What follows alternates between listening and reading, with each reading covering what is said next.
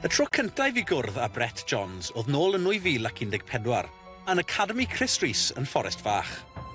Cymro balch a gŵr ifanc dim hongar, oedd ei draed yn sownd wrth y ddeiar.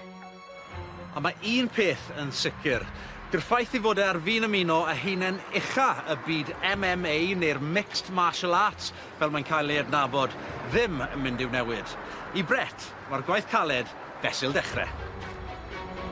Wel Brett, gynta gyd, llongyfarchiadau enfawr i ti. Pryd glywes ti'r newyddion a beth oedd dymateb?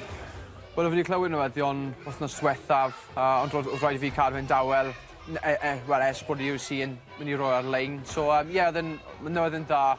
Oedd y manager wedi ffonio fi o'r US a dweud, welcome i'r UFC, a just syth o fi'n llefen.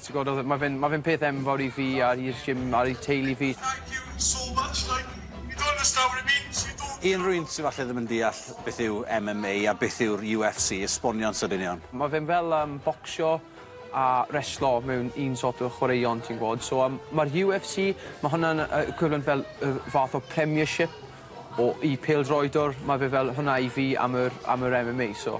Dornes gyntaf di nawr mewn rhyw pythefnos a hanner allan yn Belfast gyda'r UFC. Sut ti'n teimlo am di hynny? Gobeithio ar y noson bydd popeth yn mynd yn iawn. Fi'n ymladd boi o South Korea.